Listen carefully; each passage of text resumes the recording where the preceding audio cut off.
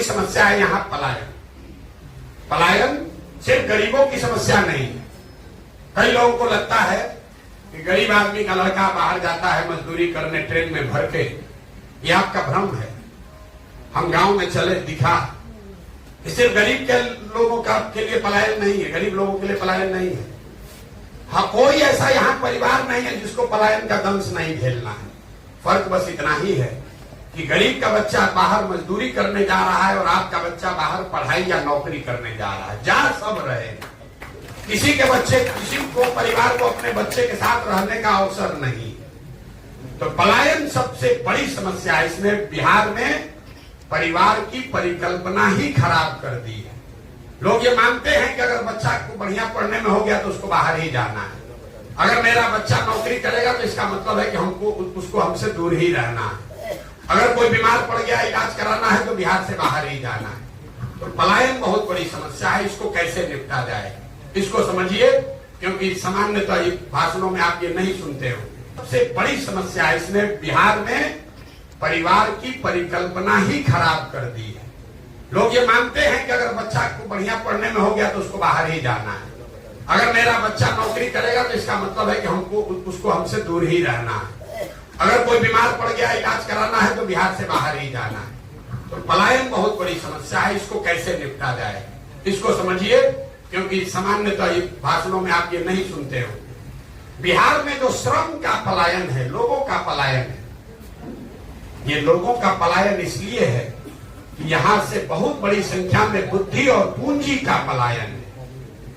आप में से लोग जानते हैं कि लोग बस में, ट्रेन में भरकर बाहर जाता है मजदूरी करने। कुछ लोगों को यह भी आइडिया है कि पढ़ा लिखा आदमी बाहर जाता है वो वापस नहीं लौटता है। लेकिन आप में से शायद ही कोई जानता है कि पिछले 30 वर्ष में बिहार से 26 लाख करोड़ रुपया आपका, हमारा पैसा जो आपने बैंक में रखा, बैंकों ने 26 लाख करोड़ रुपया बिहार से उन राज्यों में ट्रांसफर किया है जिन राज्यों में उद्योग धंधे लग रहे हैं, जहां रोजगार हो रहा है, जहां जाकर आपके बच्चे काम कर रहे हैं।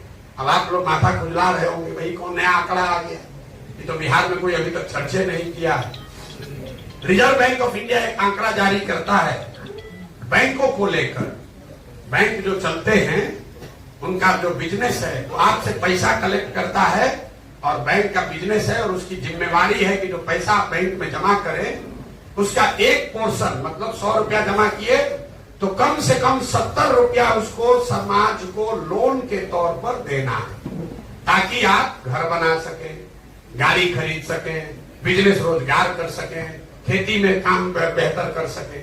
ये पैसा आपको बैंक लोन से देता है। इस आंकड़े को कहते हैं CD ratio, credit deposit ratio. देश भर में आरबीआई हर 15 दिन पर यह आंकड़ा जारी करता है कि लोगों ने अपना पैसा कितना बैंक में जमा किया और बैंकों ने कितना पैसा ऋण के तौर पर समाज को वापस किया। ये उनकी वैधानिक जिम्मेवारी भी है। पूरे देश में सीडी रेशियो है करीब करीब 70%। मतलब पूरे देश के लोग अलग अलग बैंकों में जो पैसा रखते हैं, 100 रुपया जमा किया तो 70 रुपया बैंक वाले वापस देते हैं। बिहार में सीडी रेशियो है 40%। मतलब पिछले फाइनेंशियल ईयर में बिहार की गरीब जनता ने बैंकों में जमा किया 4,61,000 करोड़ रुपया, और बैंकों ने कितना पैसा आपको लोन दिया? 1,62,000 करोड़ रुपया। बाकी का 2,80,000 करोड़ कहां गया? ये पैसा जमा हुआ बिहार में, लेकिन एसबीआई ने, एचडीएफसी ने, बैंक ऑफ इंडिया ने, इन बैंकों ने लोन दिया आंध्र प्रदेश में, तमिलनाडु में, गुजरात में, महाराष्ट्र में, केरल में। वहां पर सीडी रेशियो कितना है? 90, 95, 100। अगर आंध्रा में लोगों ने 100 रुपया जमा किया तो बैंकों ने 105 रुपया ऋण दिया। तो बिहार में पूंजी का इतना बड़ा पलायन है।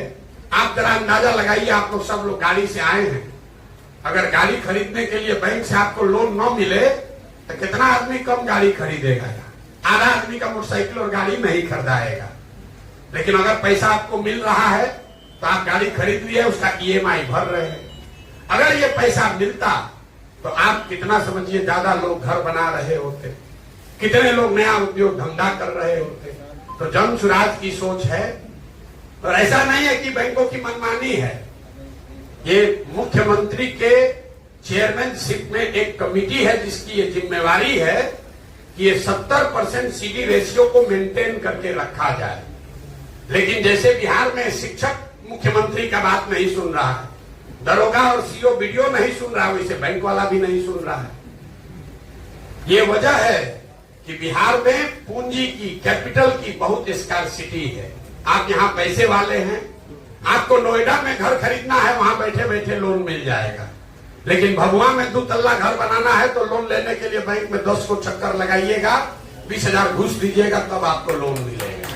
ये दुर्दशा है जन सुराज की, और इस पर कोई चर्चा समाज में आपने नहीं सुनी होगी।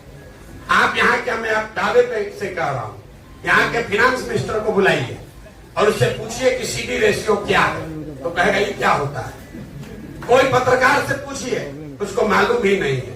ये 26 लाख करोड़ रुपया, इतना बिहार सरकार का 1990 से पिछले साल तक का बजट जोड़िएगा, वो भी 26 लाख करोड़ नहीं है।